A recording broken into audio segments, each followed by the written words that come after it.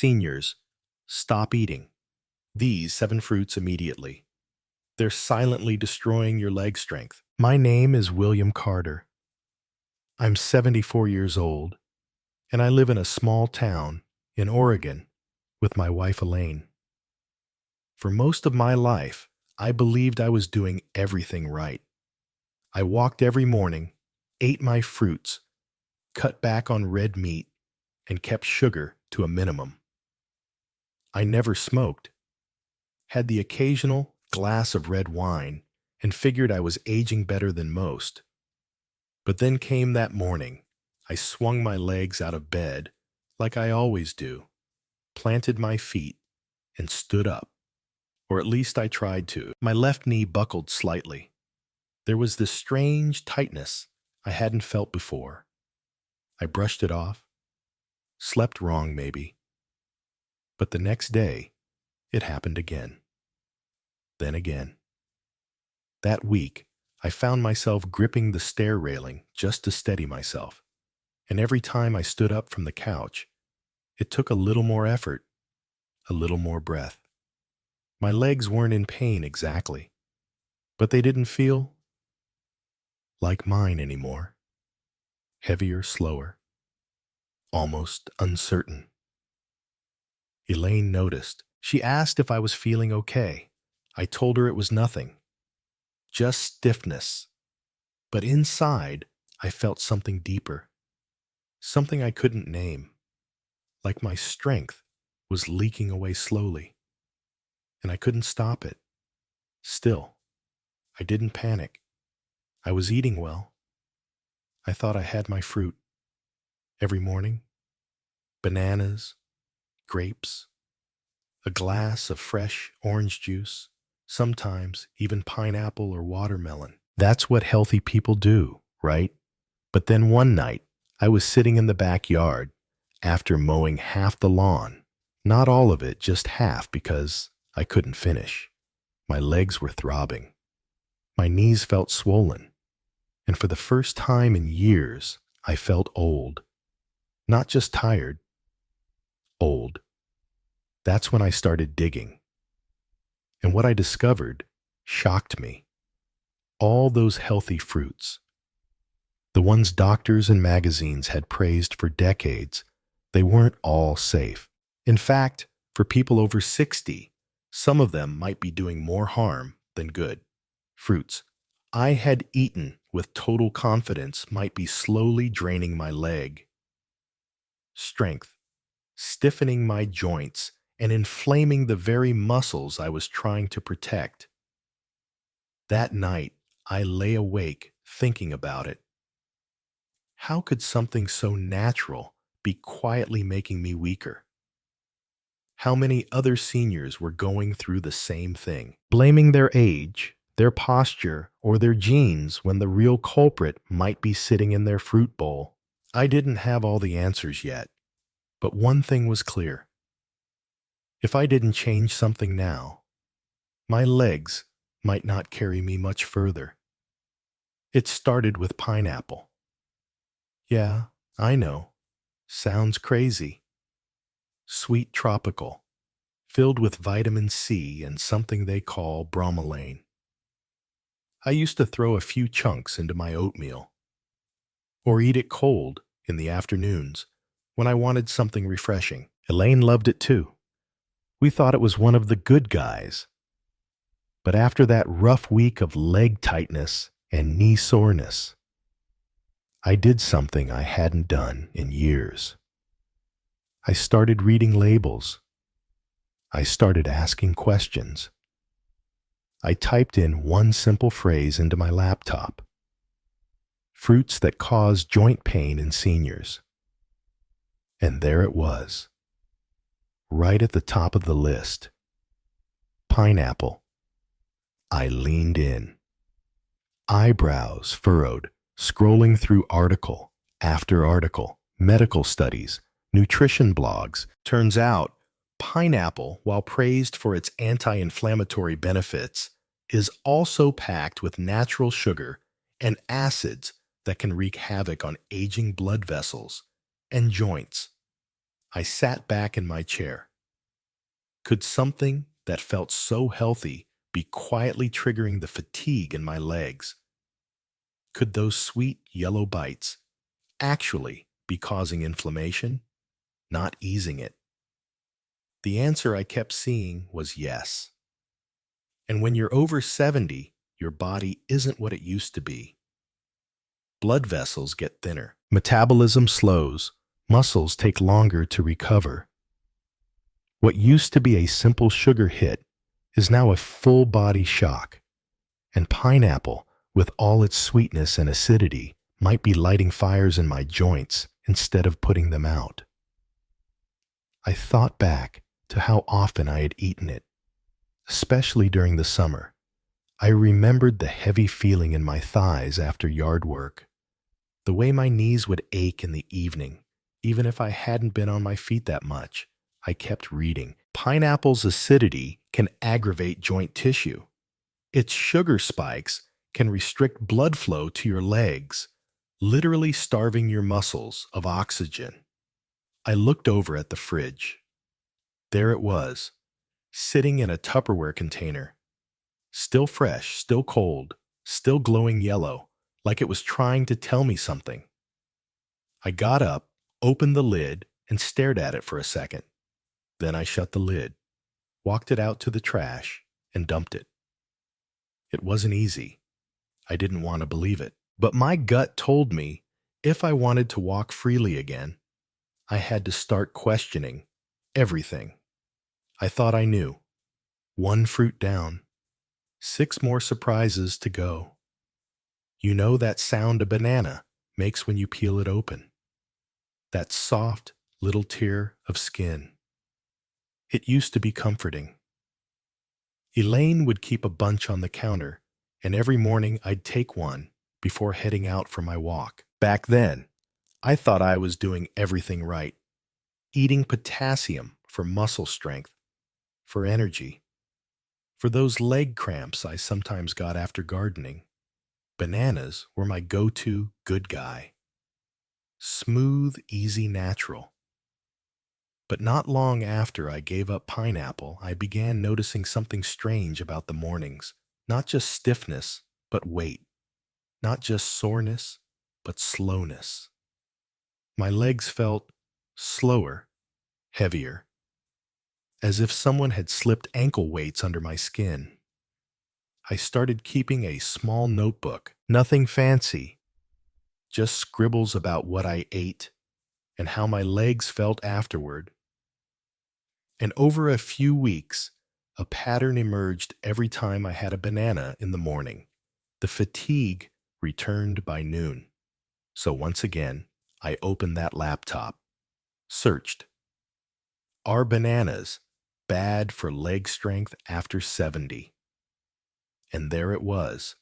Again, bananas are loaded with fast digesting carbs, natural sugars that hit your bloodstream like a freight train.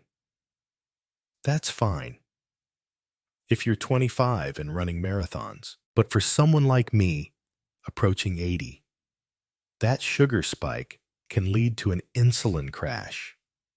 And that crash, it shows up in your legs first, your biggest muscles, your foundation. The science was staring me in the face. Sudden sugar means sudden inflammation, means compromised blood flow, means, yes, leg heaviness, stiffness, and that quiet, aching fatigue that used to sneak up on me by 2 p.m. It got worse. One article said bananas could increase water retention, especially in older adults with slower kidney function. I looked down at my socks, the faint ring they left on my calves, the swelling. I thought was just age. I went to the kitchen. That familiar bunch was still on the counter. I stared at them, not with anger, but with a kind of sadness, like I was saying goodbye to a friend who meant well, but didn't realize the harm they were doing. I didn't throw them out. I just stopped peeling them. Instead, I turned the page in my notebook and wrote in big letters, "Bananas equal muscle imposters." I wasn't afraid. Now I was curious, hungry, not for fruit, but for the truth. Because if bananas were the second fruit, secretly stealing my strength, what else was hiding in plain sight? I used to keep grapes in the fridge, like most people keep water. Cold, clean, easy to grab. When my grandkids visited, they'd reach for them first. And when they weren't around, I'd pop a few in my mouth between meals, thinking I was doing my body a favor. But one afternoon, I stood at the kitchen counter, rubbing my knees.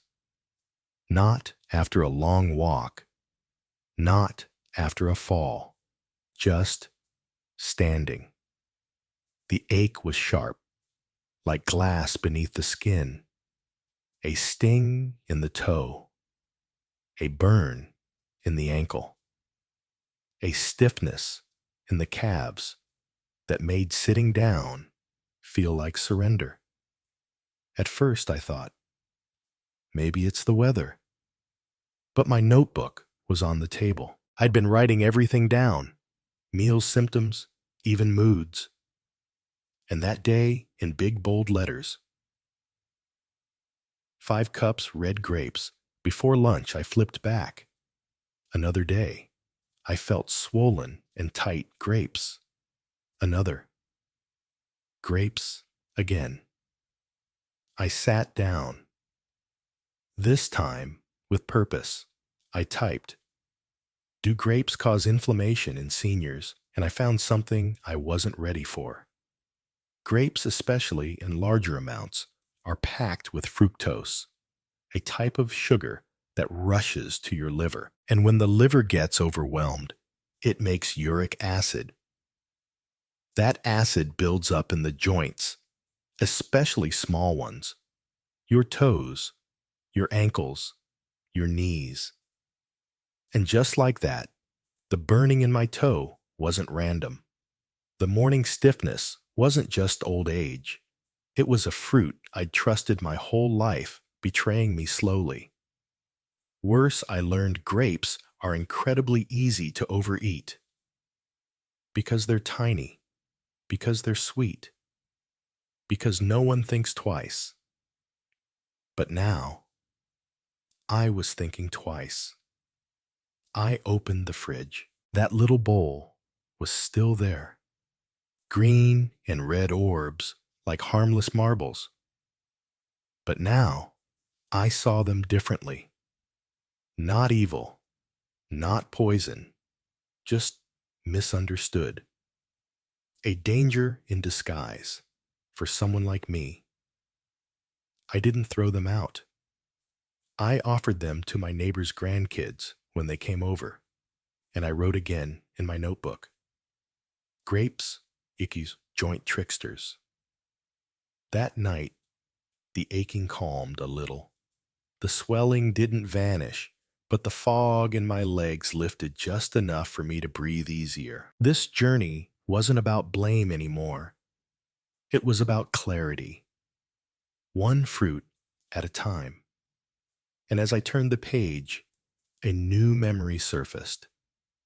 A hot afternoon, a bowl of cold watermelon, and a feeling I hadn't thought about in years, the false comfort of summer's sweetest lie. It was the 4th of July. Hot dogs on the grill flags, flapping in the breeze, and a bowl of freshly cut watermelon glistening in the sun. My daughter-in-law handed me a slice, cold, juicy, perfect. I took a bite, and for a moment, it was 1957. Again, fireworks, first loves, long summer nights, barefoot on the grass. But by evening, that feeling was gone. My legs were throbbing. I told myself it was the heat.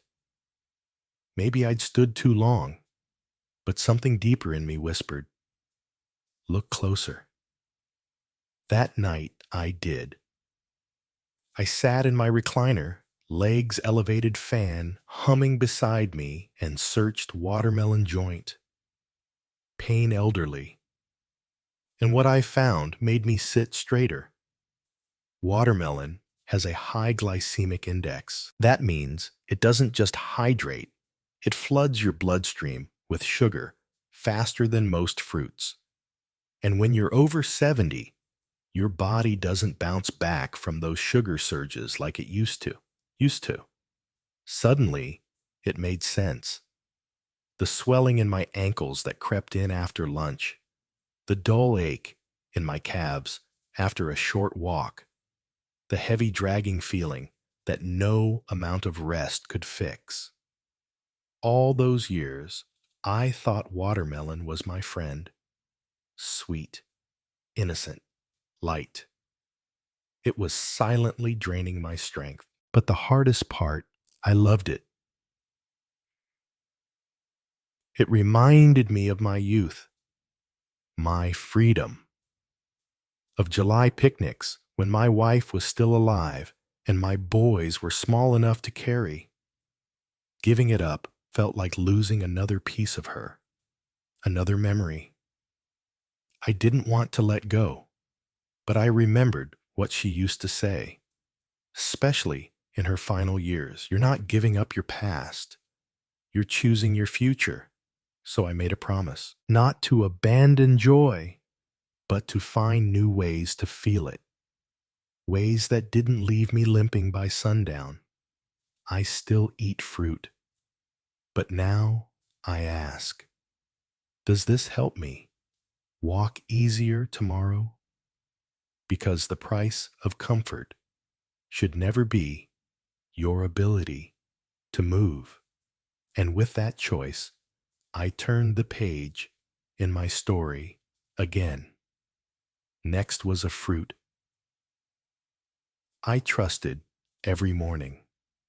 Bright, sunny, packed with vitamin C. But it wasn't just citrus I was waking up to. It was the slow burn of something acidic eating away at my joints. Next came the oranges, and they weren't smiling. Mornings used to begin the same way for me. A slice of toast, a glass of water, and a tall, glistening glass of orange juice freshly squeezed. If I had the energy, it tasted like brightness, like routine, like a good, clean start to the day. But somewhere along the way, my mornings began to change. I noticed it first in my knees. A slow, stiff resistance when I tried to stand up from bed. Not sharp pain, just this sticky, grinding slowness, as if my joints were coated in glue. Then it showed up in my hips. Sitting too long made me ache. Walking too far made me wince. I blamed the mattress. Then I blamed my shoes. Then I blamed my age. But I never once blamed the oranges. How could I? They were healthy. Doctors always praised their vitamin C. My own mother used to peel one every morning and hand it to me in a paper towel with a kiss on the forehead. So when the articles started popping up in my search, citrus and joint pain in older adults, citric acid inflammation, after 60, I ignored them until I couldn't. One line in particular stood out.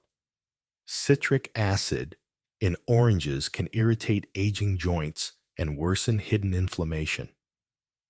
I sat there, staring at the screen, the half-empty glass of juice sweating on the kitchen counter beside me, and I thought, what else have I trusted that's quietly hurting me? I started paying attention. On days I skipped the juice, my legs felt lighter. My hips didn't lock as tightly. My knees didn't groan as loudly when I stood. And that's when it hit me. It wasn't just about oranges. It was about how many things I had accepted without question. how many habits I carried forward from my youth, never thinking to ask if they still served me.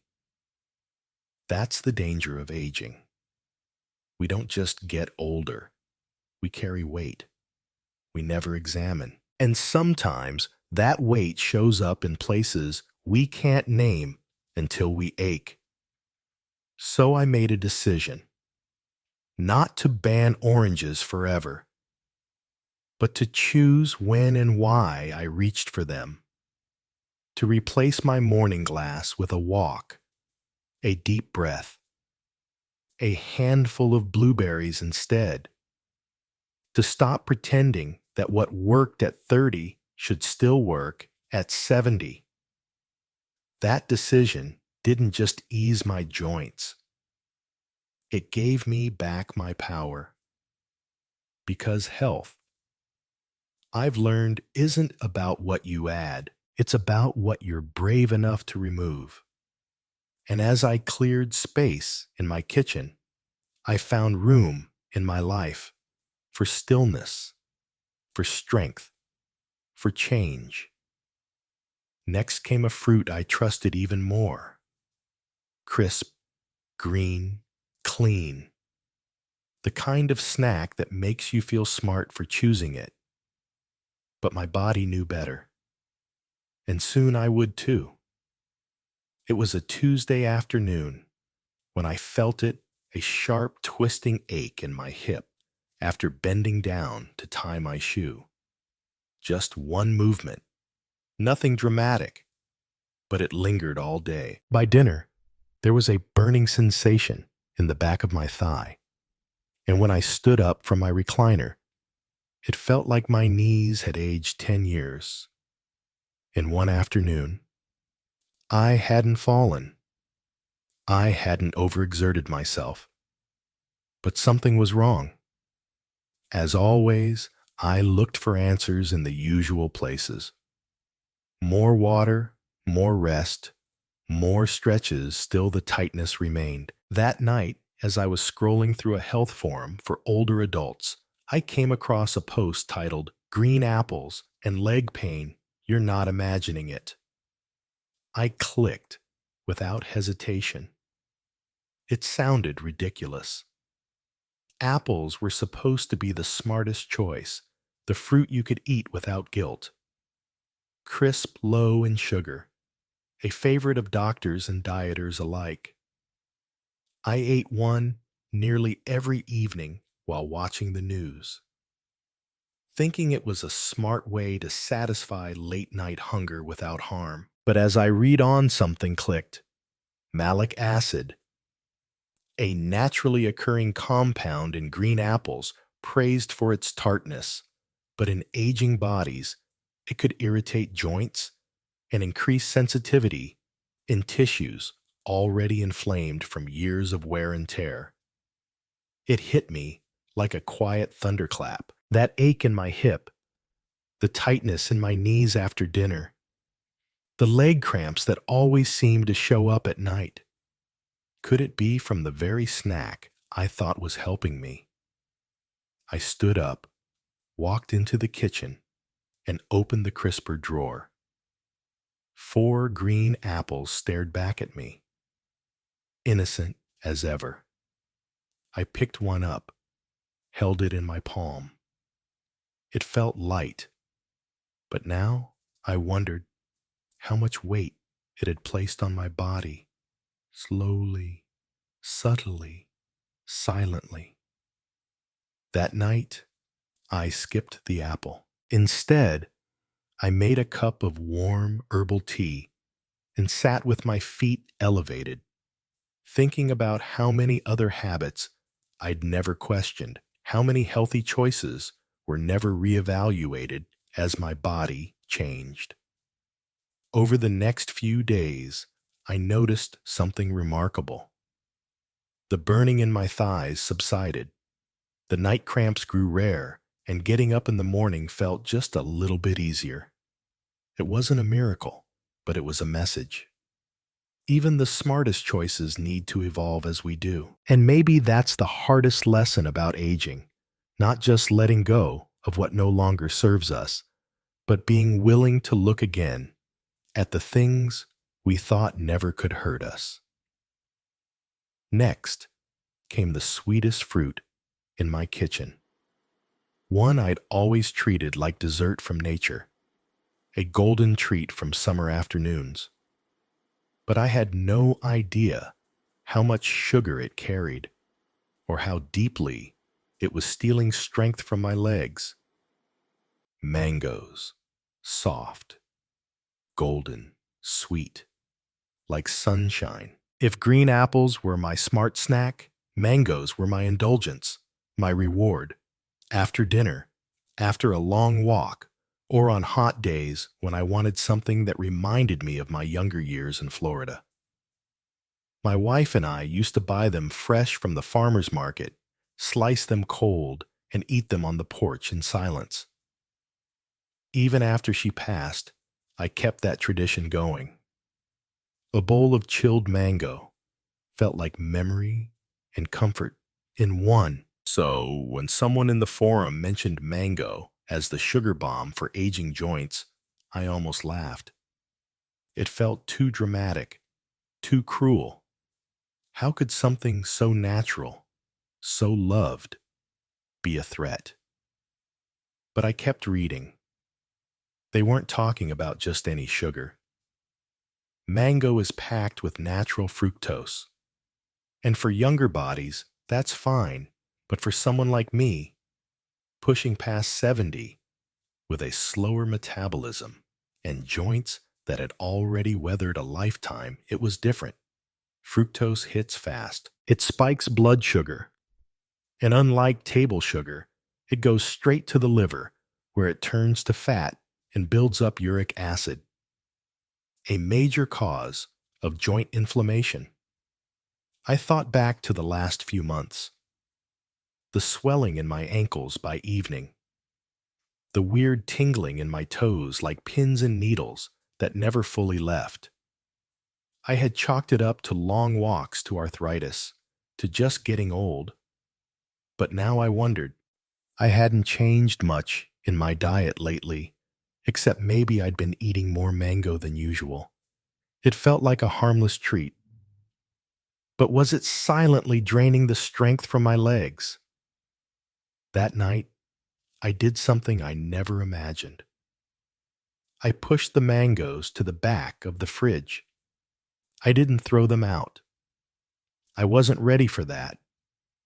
But I set them aside and reached for something I hadn't considered in years: berries, small, tart, gentle on the body. I had read they were better anti-inflammatory, low in sugar, and good for circulation.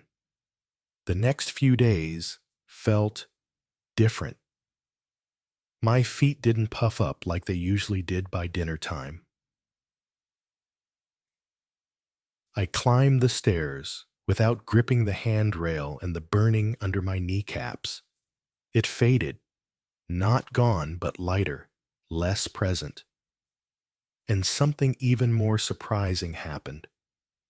I felt hopeful, not because I'd fixed everything, but because I finally realized this one truth. What feels sweet in the moment can sometimes steal from your future. Mango taught me that. And it made me think, if I'd misunderstood mango, what else was I still getting wrong? Because as I stared at my fruit bowl, full of beautiful colors, I no longer saw healthy. I saw a mix of habits I'd never questioned. Until now. The day I replaced mango with blueberries was the day everything started to shift. At first, I did it with reluctance. Mango was joy, blueberries were functional. That's what I told myself. But a few mornings in, something changed. It was subtle at first. I wasn't groaning when I got out of bed. I didn't feel that stiff lag in my thighs when I reached for my slippers. My feet felt lighter. The stairs didn't talk back with every step. I was starting to move again, like myself. So I leaned in. I added cherries, just a few. I'd heard they lowered uric acid, and heaven knows my knees needed a break from the burning. Then came avocados, rich and soft, not sweet, but comforting. I felt like my joints sighed after breakfast. And papaya. Oh, I'd forgotten papaya. My wife used to slice them for me with a sprinkle of lime. She said it was a tropical hug for your gut. She was right. That fruit sat easy in my body, like it knew how to be kind. I wasn't chasing fads anymore. I was finally listening to my body, not the commercials. I realized health wasn't about forcing youth back in. It was about removing what drains you and feeding what holds you up. That one change being intentional. With my fruit started to ripple through everything else. I slept deeper. I walked farther. I smiled more. And something else I hadn't expected. My confidence came back. Not the kind you shout, the quiet kind. The kind that shows up when you no longer feel like your legs might betray you in the grocery aisle, or when you're not afraid to walk around the block alone. That's what this journey gave me. Not perfection, not a miracle, cure, but peace. Peace with food, peace with aging, peace with myself. And I'll tell you this. If you're listening to my story right now, and your legs feel heavier, your joints stiffer, your steps slower, it may not be your fault. It may not even be your age. It might just be your fruit bowl. You don't have to throw it all out. You don't have to fear every bite, but you do need to choose differently. Smarter, softer, with the wisdom of your years, not the habits of your youth. Because the older we get, the more our legs carry. Our past, our hopes, our independence. Protect them. And maybe, just maybe, give those berries a chance. If you've stayed with me this far, thank you. That means you care not just about your legs, but about the life they carry. That tells me you're someone who wants to stay strong. Someone who's not giving in to the slow fade that aging sometimes brings. And I want to tell you something very clearly. You are not too old to change. You are not too late to heal. You are not alone in this. I thought my slowing legs were just part of getting older, but now I know they were also a result of quiet choices I didn't question. Foods that I trusted for decades were quietly draining me. The truth is, aging isn't about giving things up. It's about choosing with wisdom. And when I did that, when I swapped sugar bombs for healing fruits, when I listened to my body instead of my cravings, my legs came back. My steps got lighter. My days opened wider. And you can do the same. You don't need to do it all at once. Just one fruit, one switch, one moment of awareness. Start there. So, here's what I'd love. If something in this story spoke to you, leave a comment below. Tell me which fruit you're going to cut back on, or which one you'll add to support your strength. Let's start the conversation. Because this community we're building, it's not just about health. It's about hope. And if this video helped you even a little, please hit that like button, subscribe so you don't miss the next truth your body's been waiting for. And share this with a friend who deserves to move through life without pain in every step. Because our legs don't just carry us, they carry our freedom. Let's protect that together. Thank you for listening.